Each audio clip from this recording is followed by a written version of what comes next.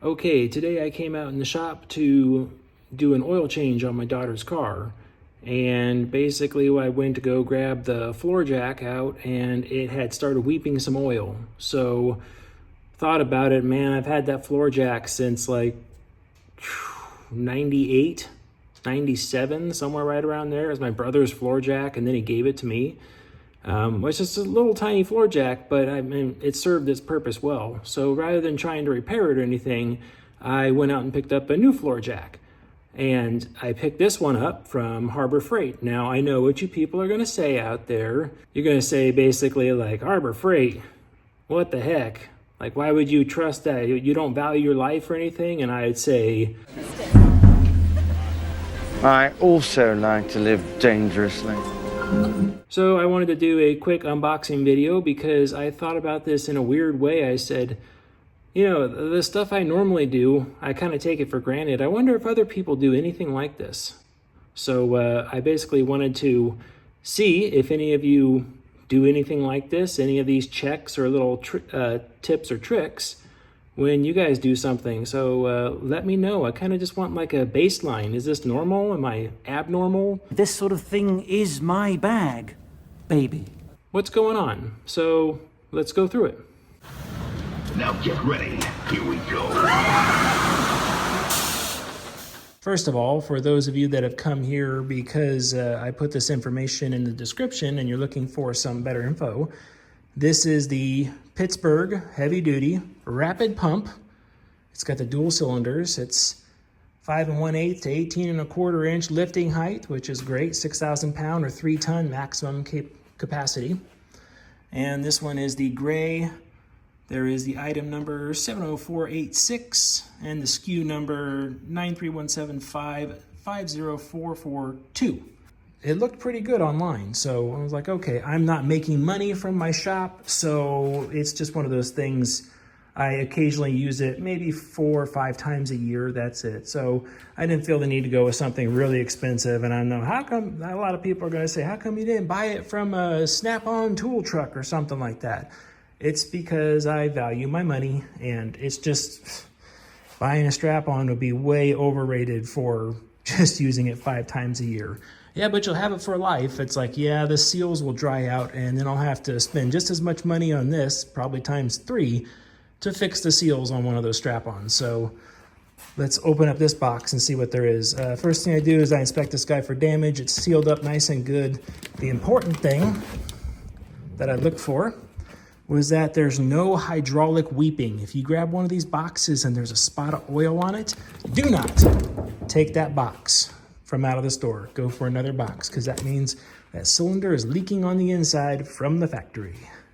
Okay, one glove wonder. Let's see about doing this. Aha. All right. Now, what's gonna be the first thing we're gonna do when we unbox this? We're gonna take all this and throw it away, or we're gonna take these out and assemble them. No, actually, I'm kind of a square like that. The first thing I actually do is read, and not only read, but I actually go through and read and understand the manual. That means if I don't understand something in here, I have to research it until I do. Okay, read the manual, understand it. I'm gonna take out the parts and pieces now, and we're gonna find out what's in here. There's some nice padding on that, that's nice. Bumper guard, not for your hands, for the bumper.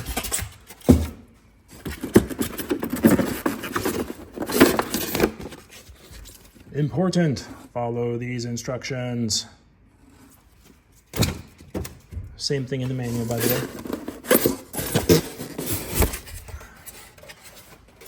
All right, that looks nice.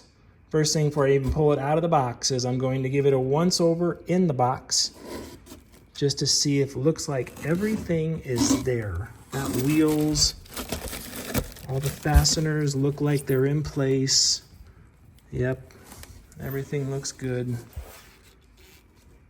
Okay. Looks like it's good in place. I like it. All right, I'm gonna have to do this off camera to get this guy out. Okay, I've got it out of the box now. Nothing else was really in the box. It was pretty much just this and foam. The instructions say for first time use that you need to go through and give it a couple pumps and then check the hydraulic fluid level again, which is you're going in there, that is that little screw right there. You take that guy out, there's your fluid level after you give it, I believe it was 6 pumps up. But one of the things you'll notice that if it doesn't pump up properly, or if it doesn't lift the vehicle up to the desired height, especially if it's the max height, at that point you know you're low on fluid. So you need to go back through and add some. This thing does not come with fluid though, if you're here for an unboxing video. On the jack itself, notice that you've got warning numbers with your serial number. It's good to document those on the manual, because that helps if you ever need to open up a claim. And then if you see this guy, it's got a nice weld all the way around this cleat right here, which is great, but pay really close attention to those, because if there's a lack of penetration somewhere in there, kind of like this area here, can't see that well, but if there's a little bit of undercut on the toe of that thing, that might be the place where a crack could start forming, and it could just rip the cleat off right there. But you want to pivot the wheels and make sure they look like they're intact. The fasteners are secured inside there. On the front wheels, this is nice. They put some washers in there for spacing, because, you know, it's loose. I mean, it's Harbor Freight, right? And they put a snap ring around there. So make sure the snap ring is nice and tight. By that, I just mean try to rotate it. If you could rotate a snap ring, that's typically bad. Same thing on that side. Same thing with the snap ring there. Snap ring on the other side. See how the pin's walked out a bit? That's fine. There's no load on it, so it's good. Now to lift this guy up and get to the pistons, there's the lifting cylinders in the background. So the first thing we want to do here, snap ring there, pin head on that side. So the first thing we're going to want to do here is we're going to remove this guy. I'll see if I could do it one-handed. But this is what's holding down this for shipping. So when you take this out, it's going to snap back up at you. So be a little bit careful. The instructions on the inside, I don't know if you can see that. Safety valve, do not adjust. Those are basically safety bypass limits. Do not touch those if you value your life. Please don't touch those. See if I could do this here. Nope, gonna need 2 hands. Okay, so I got that guy, that little block out of there. It's just plastic. And then got your snap ring there. Looks like everything has a decent amount of pre-assembly grease on it. And then the cylinders look like they're in good condition. The welding around the block is in good condition. No big deal there. The lower hardware looks like it's in nice and tight. And then this is your cap screw that's going to hold the handle in. So we'll use that at the end. But next thing I'm going to do is I'm going to go through and I'm going to start adding some grease to stuff. Okay, starting to grease stuff. Pump some grease into the center fitting there. And where a lot of people would think like it should be grease from the factory, it actually took 4 pumps of grease before it started coming out. So definitely not filled from the factory. And then back here, I noticed these pump lobes had this roller on it that wasn't greased either. So I started to put some on there and tried turning the roller, and the roller was very, very tight. So I was like, there was no grease fitting on the pin. Took the snap ring off and took the pin out. There was no grease fitting on the pin, so I was like, let me just go ahead and dismantle that real quick. And I'm going to grease this pin up here and then install it back in. There is a bit of pressure on that roller, so I had to use 2 hands to force the roller down while I pulled the pin out, and it barely cleared the arm here, but it was something that I was able to do. So I'm gonna finish slickering up that pin and put it back in there, and then hopefully that'll be better after that. By the way, anytime you're dealing with snap ring, always make sure that you put on safety glasses, because those little guys can come right back out and then you will have one less eye. Okay, I got that back together. The snap ring is back on. It's greased back up. It moves much freer now, so that is very nice. So now I'm going to put on the actuator here. Notice it's got a square drive on it, and down inside it's got a square drive. So I'm going to slide that down there. did a nice sit down, and you turn this guy in a little bit. This is always going to be hand tight. You pretty much don't want to do more than that. So that should be one of the things you should frequently check on a day-to-day basis every time you use it. And then we're just going to go ahead and go backwards. It's counterclockwise to unlock the cylinder, clockwise to lock the cylinder, and then we're going to start lifting it up here. Let's see, that is 1 pump, 2 pumps, 3 pumps, 4 pumps, 5, 6. Looks like 6 pumps, and we reached our maximum, about 6 1/4.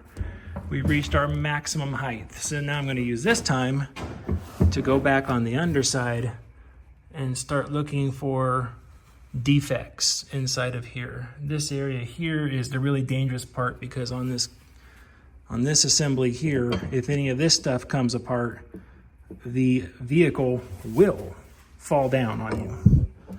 So this is also one of those reasons why you never want to leave a jack underneath the vehicle as your primary source of support. It should always be used in conjunction with at least a jack stand, if not 2, where you're working. And then we're going to check out what's going on down here. Nice, got the snap rings on there. Not screws, I like that. Let's see what they do. They join this via a cotter pin directly to that. Snap ring on that side. Yep, right there. Looks like that was where they pinned something together originally.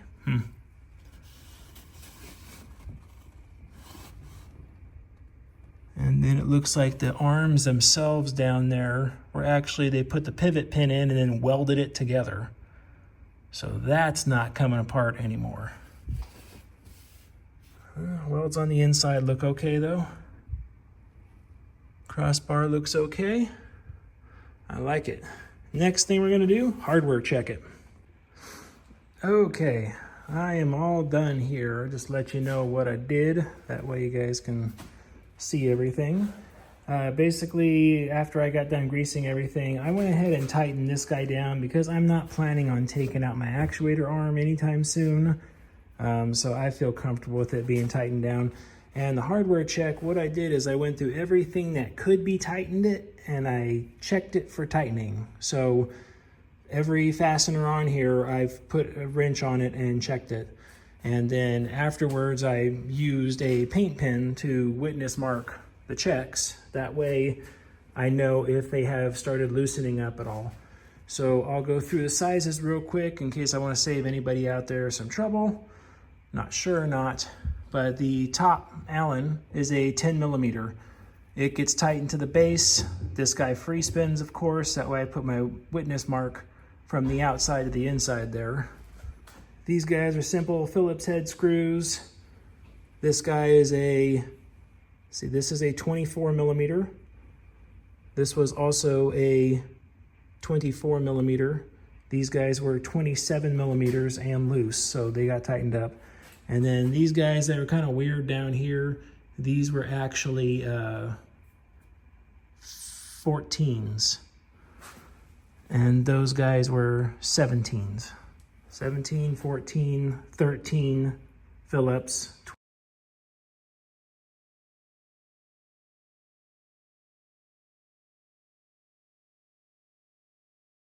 27, 24. And then witness marked everything afterwards. So this thing is ready to go into service now. Last step is take this bar, put it up here. I went ahead and added some grease on there. Again, I don't plan on taking it apart anytime soon. There we go. And then we'll wipe off the extra. Okay. Ready for hopefully another 5-10 years of service out of this thing. Okay, not a normal video, but I hope you guys enjoyed it. So let me know what you think down in the comments. If anybody does anything close to this, even remotely, let me know. All right. Ryan Ride Mechanic. Have a good one. Bye.